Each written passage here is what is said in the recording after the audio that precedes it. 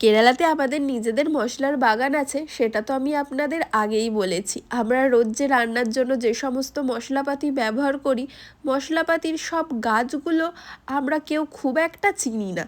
তো সেই গাছগুলো আমি ভেবেছি আপনাদেরকে খুব কাছ থেকে দেখাবো। আমাদের নিজেদের বাগানের মশলার গাছ বলতে এলাচ আছে, জায়ফল জয়িত্রী আছে, কফি আছে আর গোলমরিচ আছে। আর বাকি বেশ কিছু মশলার গাছ ওই একটা দুটো করে গাছ লাগানো আছে, বাড়িতে ব্যবহার করার মতো, শখে লাগানো বলতে পারেন। এই মশলার বাগানের মালিকানা আসলে আমার দিদি শাশুড়ির।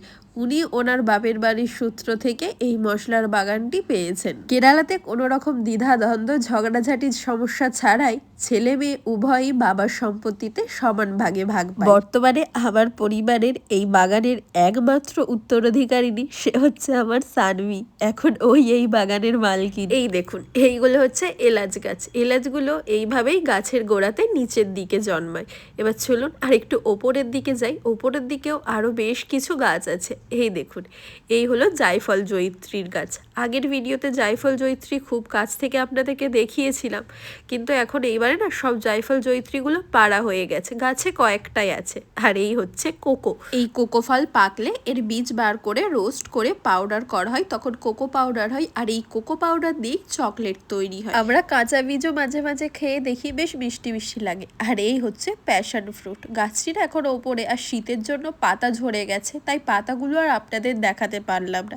এই যে দেখুন, এই হচ্ছে প্যাশন ফ্রুট। এইগুলি যে দেখছেন, এগুলো হচ্ছে কফি বিনস। এইগুলো এবার শুকনো করে রোস্ট করে পাউডার করে কফি বানানো হবে। এগুলি সব আচ্চাম্মার ভাইজিদের বাগানের চাষের কফি। আর এই যে দেখুন, এটা হচ্ছে ভ্যানিলার গাছ। এই যে দেখুন, এটা হচ্ছে ভ্যানিলার ফল। এই ফল থেকে এসেন্স বার করে ভ্যানিলা এসেন্স তৈরি হয়, যেগুলি আমরা আইসক্রিম কেকে খেয়ে থাকি। আর গোলমরিচ গাছ তো আমি আগেও আপনাদের দেখিয়েছি, তবুও আরেকবার দেখিয়ে দিলাম। আর ফেরার সময় না কিছু অরিগ্যানোর গাছ নিয়ে এলাম। আসলে আমরা এখন যে বাড়িতে থাকছি ওখানে তেমন কোনো গাছপালা নেই। আর এই যে দেখুন, কফিগুলো গাছেই লেগে আছে, পাতাগুলো সব ঝরে গেছে। আমাদের মশলার বাগানের কিছুটা অংশ আমার কাকা শ্বশুর দেখাশোনা করেন, আর বাকি অংশটা আচ্ছা আমার ভাইপো ভাইঝিরাই দেখাশোনা করেন। তবে এবার থেকে আমরা ভাবছি নিজেদের মশলার বাগান এবার নিজেরাই দেখাশোনা করব। আর আমরা ঠিক করেছি এইবারে নিজেদের বাগানের মশলা আর কেরালার মধ্যে সীমাবদ্ধ রাখবো না। কেরালার বাইরে অন্যান্য রাজ্যেও একদম আমাদের খাঁটি মশলা সবাইয়ের ঘরে ঘরে পৌঁছে দেব। আর কিছু মশলা আমাদের বাগানে অবশ্য নেই ঠিকই, তবে সেই মশলাগুলো আমাদের আত্মীয়দের বাগানে তো আছে।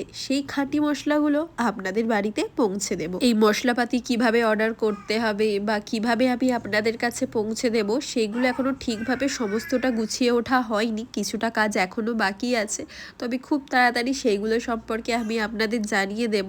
আর আপনারা অনেকেই আমাকে জানতে চান যে এখান থেকে গাছগুলো কিছু গাছপালা পাওয়া যাবে কি মশলার।